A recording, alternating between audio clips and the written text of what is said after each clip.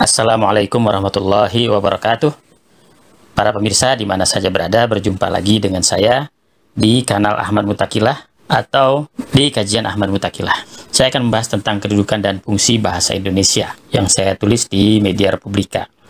Kedudukan dan fungsi bahasa Indonesia. Ada beberapa alasan yang mendorong dijadikannya bahasa Indonesia sebagai bahasa kebangsaan. Pertama, bahasa Indonesia sudah merupakan lingua franca, yakni bahasa perhubungan antar etnis di Indonesia. Kedua, walaupun jumlah penutur aslinya tidak sebanyak penutur bahasa Jawa, Sunda, atau bahasa Madura, bahasa Melayu memiliki daerah penyebaran yang sangat luas yang melampaui batas-batas wilayah bahasa lain. Ketiga, bahasa Melayu masih berkerabat dengan bahasa-bahasa Nusantara lain sehingga tidak dianggap sebagai bahasa asing lagi. Keempat, bahasa Melayu mempunyai sistem yang sederhana sehingga relatif mudah dipelajari. Kelima, faktor psikologis yaitu adanya kerelaan dan keinsafan dari penutur bahasa Jawa dan Sunda serta penutur bahasa-bahasa lain untuk menerima bahasa Melayu sebagai bahasa persatuan. Dan keenam, bahasa Melayu memiliki kesanggupan untuk dapat dipakai sebagai bahasa kebudayaan dalam arti yang lebih luas. Bahasa Indonesia yang digunakan memiliki suatu wilayah atau kawasan yang cukup luas pemakaiannya. Pemakaian bahasa itu merupakan konvensi suatu wilayah atau negara. Bahasa yang digunakan juga bersifat arbitrer. Dalam suatu negara, biasanya bahasa direalisasikan atau digunakan sesuai dengan aturan dan perundang-undangan yang berlaku. Seperti dalam penggunaan bahasa Indonesia yang kita jadikan sebagai alat komunikasi saat ini. Fungsi bahasa dalam kehidupan sehari-hari berkaitan dengan hubungannya antara masyarakat. Lalu apa saja fungsi bahasa dalam ruang lingkup masyarakat dan negara Indonesia? Kedudukan bahasa Indonesia digunakan dalam wilayah negara Republik Indonesia dan sekitarnya, terutama dalam pergaulan, perdagangan, politik, ekonomi, dan sebagainya. Bahasa Indonesia berasal dari bahasa Melayu. Wilayah Melayu terletak di seluruh Asia Tenggara atau ASEAN dan sekitarnya. Wilayah-wilayah yang menggunakan bahasa Melayu diantaranya ASEAN, Australia Utara, Asia Oseania, dan sebagian Afrika Selatan. Dalam wilayah ASEAN seperti Indonesia, Malaysia, Brunei Darussalam, Filipina, Myanmar, Singapura, Timor Leste, kemudian dalam wilayah Asia Oseania seperti Papua Nugini, Vanuatu, Selandia Baru, dan lain-lain. Bahasa Melayu dituturkan pula di sebagian kecil Afrika Selatan, Madagaskar, Sri Lanka, Thailand Selatan, dan Myanmar Selatan. Bahasa ini juga dituturkan oleh penduduk Pulau Natal dan Kepulauan Cocos yang menjadi bagian Australia. Jika menilik sejarah bahasa Melayu, pernah menjadi lingua franca di kawasan Asia Tenggara itu terjadi pada era yang oleh sejarawan Anthony Reid disebut sebagai Kurun Niaga abad ke-15 hingga abad ke-17. Di kota Mekah dan Madinah, untuk jamaah haji dan umroh wilayah Asia Tenggara, bahasa pengantar untuk menimba ilmu pengetahuan seperti ceramah umum keagamaan secara resmi dengan menggunakan bahasa Indonesia. Jadi bahasa Indonesia sebagai bahasa pengantar untuk wilayah Asia Tenggara di kedua kota suci tersebut, yaitu Mekah dan Madinah.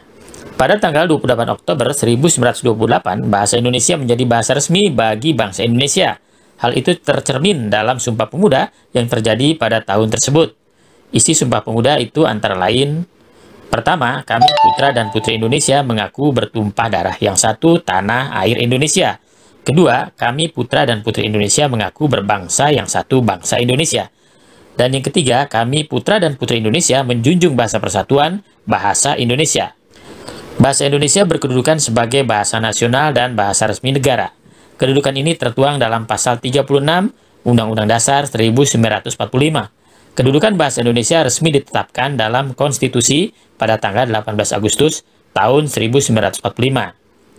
Bahasa Indonesia dinyatakan kedudukannya sebagai bahasa negara pada tanggal 18 Agustus 1945 karena pada saat itu Undang-Undang Dasar 1945 disahkan sebagai Undang-Undang Dasar Negara Republik Indonesia. Di dalam UUD 1945 disebutkan bahwa bahasa negara adalah bahasa Indonesia. Kini bahasa Indonesia dipakai oleh berbagai lapisan masyarakat di Indonesia. Dalam kedudukannya sebagai bahasa nasional, bahasa Indonesia berfungsi sebagai lambang kebanggaan nasional, lambang identitas nasional, sarana pemersatu suku bangsa, dan alat komunikasi antar budaya daerah. Beberapa fungsi penting bahasa Indonesia sebagai bahasa negara dan bahasa nasional antara lain lambang kebanggaan kebangsaan. Bahasa Indonesia memiliki nilai-nilai sosial dan budaya yang luhur. Nilai luhur ini merupakan cerminan suatu bangsa, khususnya bangsa Indonesia. Bahwa suatu bangsa memiliki bahasa dapat berarti sebagai bangsa yang beradab, secara sosial, budaya, dan berpengetahuan luhur.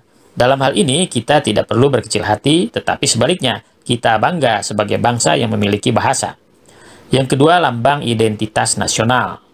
Fungsi bahasa Indonesia yang kedua adalah sebagai lambang identitas nasional, berarti bahasa dapat menandai identitas kewarganegaraan seorang dan juga dapat membedakan antara negara yang satu dengan negara yang lain, yaitu karakter, kepribadian, dan watak sebagai suatu bangsa. Untuk itu, bahasa Indonesia harus diwujudkan dalam komunikasi yang baik dan dijaga jangan sampai kepribadian baik tersebut tidak tercermin di dalamnya. Yang ketiga, sebagai bahasa resmi kenegaraan. Seperti yang tertera dalam Sumpah Pemuda dan termaktub dalam UUD 45 di pasal 36, bahasa negara adalah bahasa Indonesia. Sebagai bahasa negara, seluruh kegiatan kenegaraan harus menggunakan bahasa Indonesia. Kegiatan yang dimaksud adalah upacara kenegaraan dan kegiatan-kegiatan kenegaraan lainnya, baik lisan maupun tulisan. Dalam bentuk lisan, misalnya pidato kenegaraan, dalam menyampaikan seminar, perkuliahan, dan lain-lain.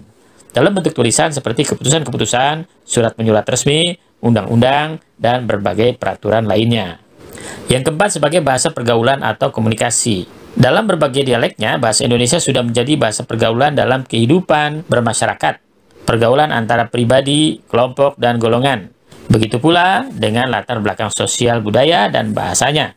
Selain itu juga berfungsi dalam kepentingan perencanaan dan pelaksanaan pembangunan nasional, serta kepentingan pemerintah lainnya. Bahasa Indonesia berfungsi pula sebagai alat komunikasi antar suku, antar daerah, antar provinsi, antar pulau, dan sebagainya. Dalam pergaulan hidup untuk terpenuhinya berbagai kebutuhan sandang, pangan, dan papan, dan kebutuhan ekonomi lainnya, bahasa Indonesia memiliki peranan yang sangat penting. Yang kelima, sebagai bahasa pengantar dalam bidang ilmu pengetahuan, budaya, dan teknologi. Fungsi bahasa Indonesia sebagai bahasa negara selanjutnya ialah sebagai alat pengembangan kebudayaan, ilmu pengetahuan, dan teknologi. Di dalam hubungan ini, fungsi bahasa Indonesia adalah satu-satunya alat yang memungkinkan masyarakat membina dan mengembangkan kebudayaan nasional sedemikian rupa, sehingga bahasa Indonesia memiliki ciri-ciri dan identitasnya sendiri yang membedakannya dengan kebudayaan daerah.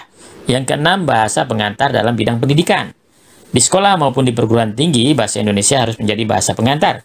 Sebab bahasa Indonesia adalah alat komunikasi yang sangat vital dalam dunia pendidikan untuk menyampaikan berbagai pengetahuan. Yang ketujuh, bahasa pengantar dalam bidang jurnalistik. Semua kegiatan jurnalistik, bahasa Indonesia sangat berperan penting dalam penerbitan media pemberitaan seperti koran, majalah, tabloid, website, dan sebagainya. Bahasa Indonesia sebagai bahasa pengantar bagi bangsa Indonesia, karena bahasa menunjukkan bangsa. Yang terakhir adalah penutup para pemirsa di mana saja berada. Bahasa Indonesia memiliki kedudukan dan fungsi yang amat penting bagi bangsa Indonesia. Suatu pergaulan atau suatu kegiatan memerlukan bahasa sebagai alat komunikasi. Alat komunikasi yang paling efektif bagi bangsa Indonesia adalah bahasa Indonesia, sesuai dengan ikrar pada Sumpah Pemuda 28 Oktober 1928. Begitu pula, bahasa Indonesia telah ditetapkan sebagai bahasa negara, tertuang dalam Undang-Undang Dasar 45, Pasal 36. Tentu menjadi kewajiban bagi bangsa Indonesia untuk menggunakan bahasanya sendiri pada semua bidang kehidupan di masyarakat. Begitu pula bagi bangsa-bangsa lain yang hendak menetap di Indonesia dan bekerja, harus mampu berbahasa Indonesia. Bahasa Indonesia dituturkan di wilayah Republik Indonesia yang terletak antara benua Asia dan benua Australia, serta suatu wilayah yang diapit oleh dua samudra, yaitu Samudra Hindia dan Samudra Pasifik. Pemakaian bahasa Indonesia cenderung lebih luas wilayahnya sampai ke mancanegara.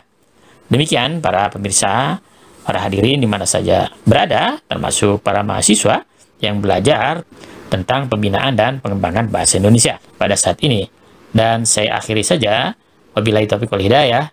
Wassalamualaikum warahmatullahi wabarakatuh.